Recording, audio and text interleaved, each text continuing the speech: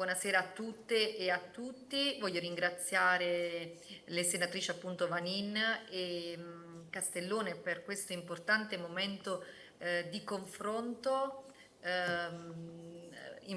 Voglio giusto ripercorrere alcuni aspetti e riprenderò alcuni concetti che sono già stati espressi.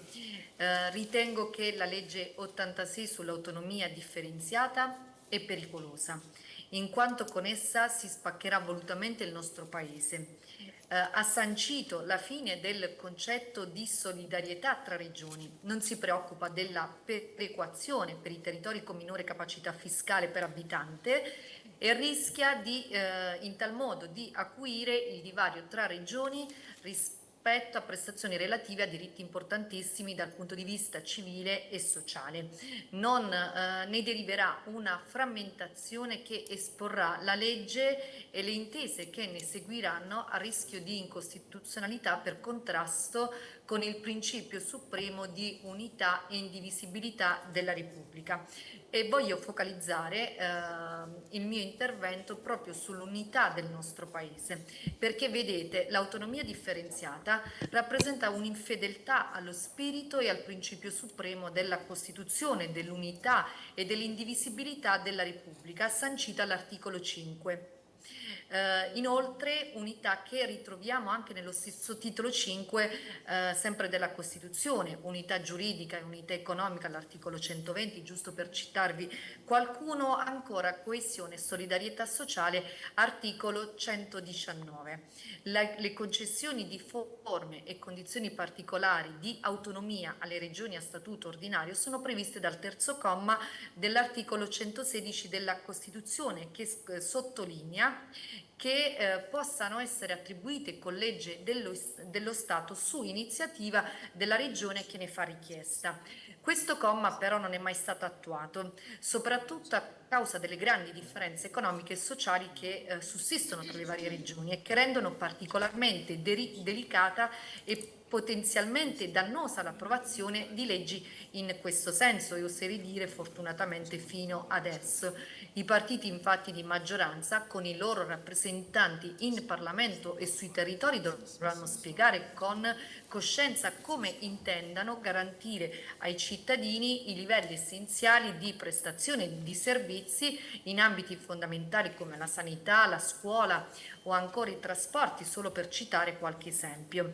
Considero questa riforma miope perché non si comprende come si possa avvantaggiarsi di correre da soli se il resto del paese arranca.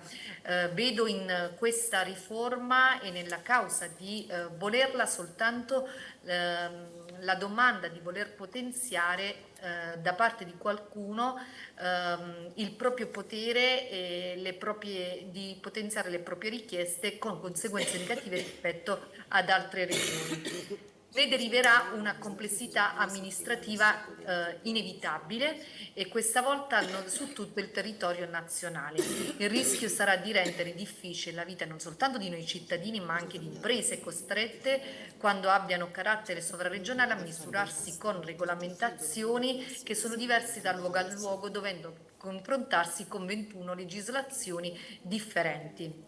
Da qualunque prospettiva la si consideri, creerà disagi inevitabili. Finirà per avere la territorializzazione dei diritti, avere cittadini di serie A e di serie B, con un gap per chi risiede in territori con minore capienza fiscale. Ma anche nella regione che rappresento, una regione a statuto speciale, Friuli Venezia Giulia, ci preoccupa e non poco immaginare un futuro in cui tutte le rimanenti 15 regioni a statuto ordinario si trasformeranno di fatti in regioni a statuto speciale, ciascuna delle quali con funzioni e risorse differenziate. Vedete, la nostra autonomia è radicata prima ancora che nella Carta Costituzionale della Repubblica Italiana, nella sua storia, nelle sue diversità linguistiche, visto che in Friuli Venezia Giulia si utilizzano 4 lingue ufficialmente riconosciute, oltre all'italiano, lo sloveno, il friulano e il tedesco. Inoltre la nostra autonomia risiede anche in ragioni culturali e nella sua collocazione geografica che la pone al centro dell'Europa.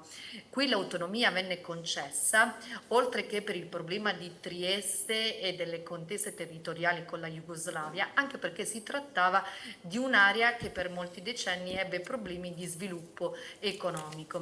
Se qualcuno oggi si chiede se la nostra autonomia speciale sia ancora attuale, io mi sento di riprendere alcune affermazioni riportate proprio nel sito della nostra regione, che nel commemorare il 60° anniversario appunto della regione dice che risponde a questa domanda dicendo che appunto la nostra specialità è più che mai attuale, e voglio riprendere proprio le parole riportate: una specialità come forma di quindi la nostra specialità non è una forma di ingiustificabile privilegio, ma un'assunzione di una sempre maggiore responsabilità nell'impegno delle risorse a vantaggio dei cittadini e delle imprese. Quindi anche chi la ritiene anacronistica, mi sento di dire che non lo è, anzi è tutt'altro. Negli ultimi anni, anzi, la modifica del titolo quinto della Costituzione ha dato più autonomia a tutte le regioni e in un certo senso ha ridotto anche la particolarità delle regioni a statuto speciale, quindi anche di quella che rappresento. Quindi noi siamo piuttosto critici rispetto a questa legge, perché benché si affermi il contrario, e anche qui i politici si spendono per dirlo, la mia regione speciale, per le ragioni che vi ho rappresentato, finirà per essere ordinaria. Ritengo che ne usciremo tutti sconfitti da questa riforma, soltanto per soggiacere poi a dei giochi di equilibrio politico del governo Meloni. Così come trovo deplorevole anche il presidente della mia regione, Massimiliano Fedriga, che, riprendendo una dichiarazione fatta di recente, ha detto che sarà una collaborazione al rialzo con Roma. Questo proprio a delineare che abbiamo dei vassalli che soggiacciono alle storture evidenti e che avrà delle ripercussioni anche sulla regione che sarà chiamato a tutelare. Mi porto a conclusione. Su questo tema ritengo che ci sia tanta disinformazione e che va combattuta soltanto facendo informazione. I più la intendono concettualmente lontana, senza capirne il vero senso e quello che comporterà anche sui nostri territori. Ma voglio aggiungere un ulteriore dettaglio: vi è anche una parte politica che non conosce appieno quello che presupporrà, e a tal proposito voglio raccontarvi un aneddoto. Mi è capitato Chiedo di scusa, ancora pochi secondi, il tempo sta per Sì, sì, scadere, grazie. sto finendo.